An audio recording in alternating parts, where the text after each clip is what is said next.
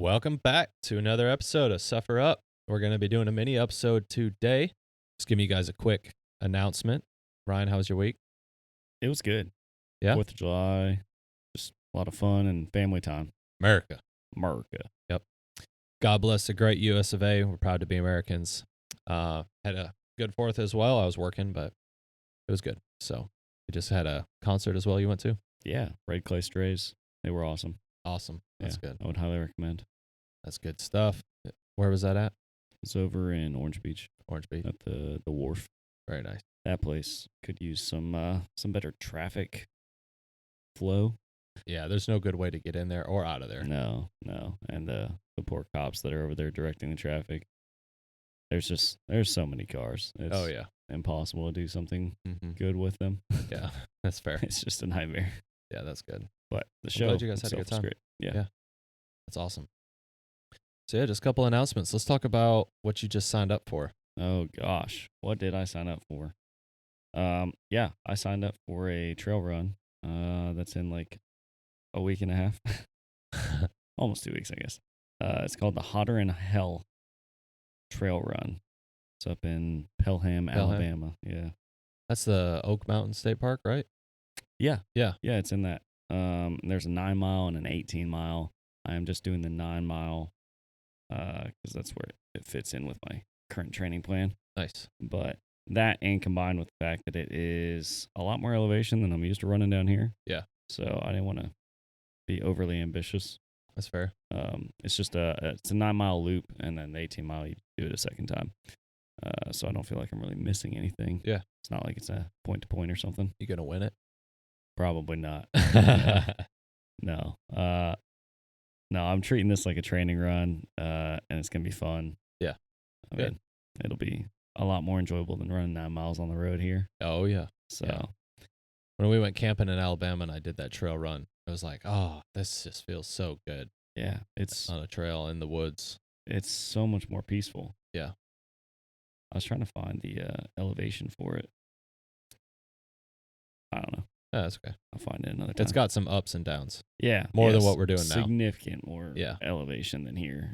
Some of the pictures look like people are doing more rock climbing than running. Oh wow. So that'll be fun. Yeah, that's cool. Well, good. That'll be awesome. Oh yeah. Rock and root. Yeah, that's basically minor bouldering right there. Yeah. Yeah. Yep. Well, good. That'll be a good time. Anyways, yeah, just a good fun. Yeah. Fun race. And then, so that's on the 19th. But a few days before that, you'll be Yeah. running 33 miles. a little more than 9. Yeah. It's like 32 and change, but Yeah. we'll see what the Garmin says at the end because, you snaked a 50K. little bit. Yeah. Around a 50-kilometer run. And I am doing that to raise money for Next Rung. So the hashtag, you can go on the socials and check that out. Hashtag. Mind over miles 25. That what you just did with your hands there, that's an X. Yeah, but it's half of the hashtag. No, you got to do that. Oh, is that what the kids are doing now? Hashtag, yeah. Hashtag. Okay, got it. Sorry, we're Staying doing some corrected. culture training here. Yeah, Lauren is my wife's a cheerleader coach, and she threw out a word. I wish I remember what the word was, but she threw it out, and I said, "What'd you just say?" And tried to describe it, and I said, "I have never heard that. I need to get with this whole lingo." Yeah. Gen X. But anyway, mind over miles. Mind over miles. I will be running a 50-kilometer run through a rural part of my home state in Wisconsin to raise money for Next Rung. Next Rung is an organization that helps combat mental health issues with first responders and the military community as well. So they're an awesome organization. I just recently did a podcast with Next Rung, and you can go on the Next Rung podcast and check that out as well. It is about a 20-minute, just giving my why and drive behind this and what I'm trying to accomplish with this. And I recently had a pretty significant call actually on the 4th of July.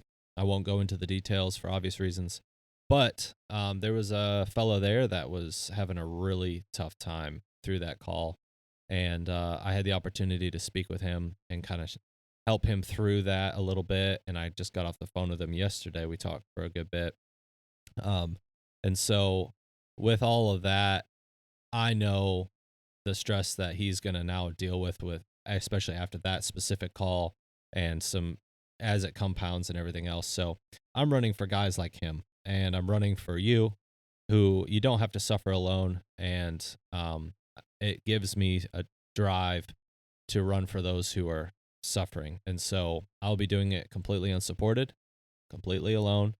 I have my family at like standby mode around the marathon mark, just in case something happens with my drop. I'm going to freeze a gallon of water the night before and fill a gallon Ziploc baggie with some food and nourishment and fresh socks, so I don't have to carry them the entire way. And I'm going to pre-drop that at the halfway mark. And the trail runs right through a park, so the kids are going to be running and playing in the little splash pad that's there. And so they're going to be in the vicinity should I need them, but the whole point is to run completely unsupported. So I'll receive no aid from them. A lot of actual races do those drop bags things, so it's a good idea. Yeah. Plus, there's only like 1 or 2 gas stations kind of along the route, and there's really no houses at all. And this is the middle of July, and it's going to be a little warm. Yep. So for safety reasons, I have them at standby mode over at the marathon mark, and then I'll finish it out from there. So really excited to run. I put in a few like 40, I think last week was 44 miles I put in. And the last 4 weeks have been pretty high miles. So feel good. I'm in my taper right now. So feeling really strong. You're also fasting right now. Yes. Yeah. I'm doing a fast too. Trying to reduce the weight. Yeah. It kind of slimmed down in the last time I did a fast, and then I broke it with a steak. And like 2 days after that, I felt like a machine.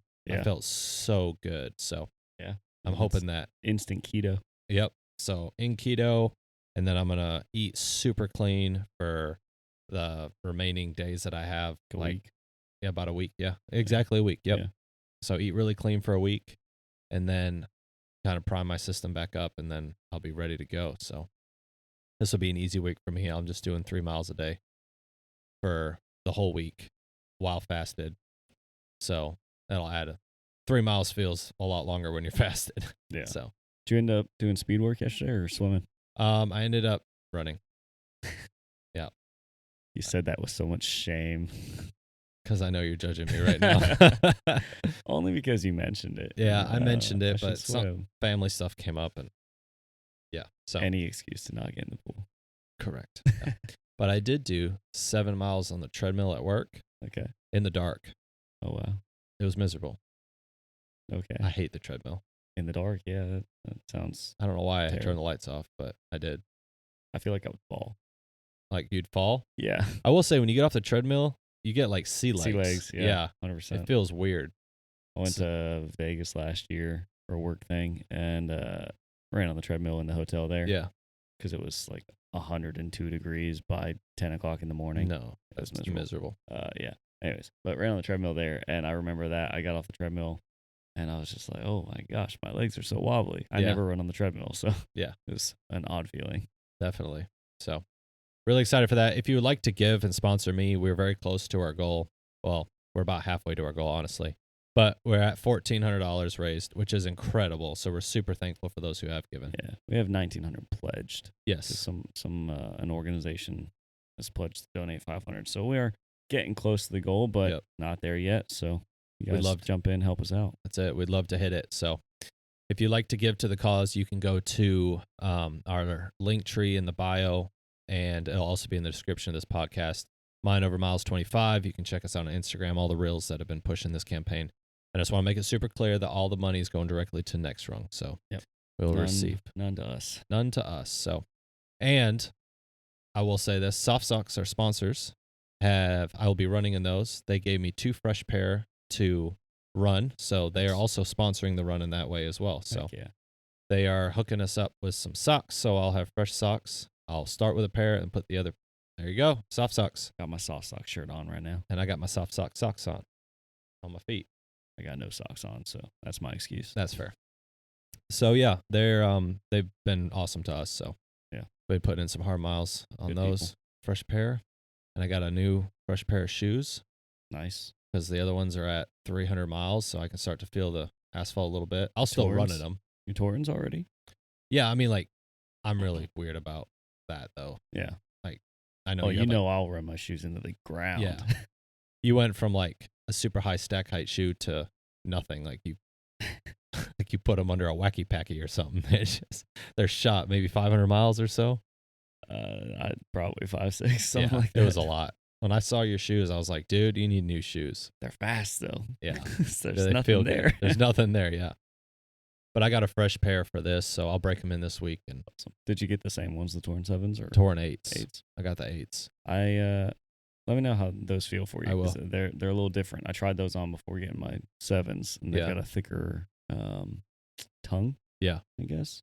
Yeah, they are a little slightly different. And my Torn 6s that I had, the ones Yeah. that you're referring to that were squashed, those have like a super flat tongue. Yeah.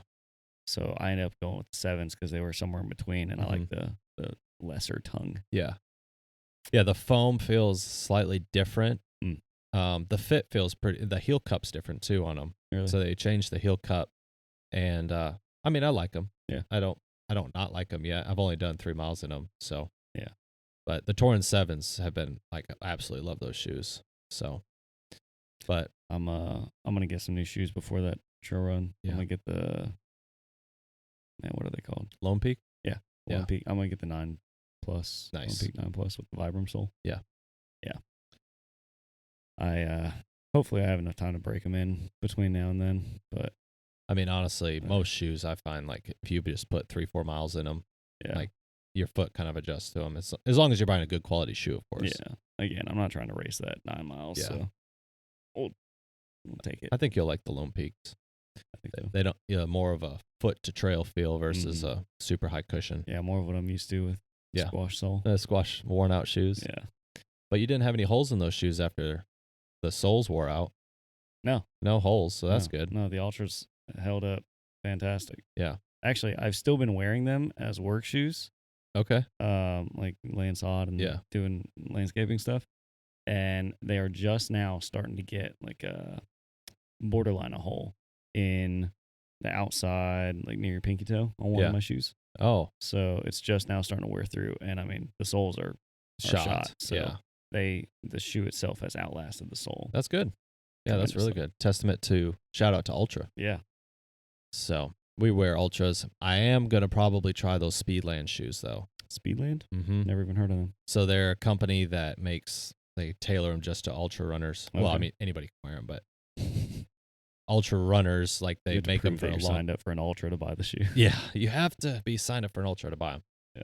But they're a low drop though. They're not a 0. Okay. So you can get them in like 5 mm-hmm. millimeters, which is still considered a low drop ish. But apparently, a guy that I know has done like 4 100-mile races in the same shoe.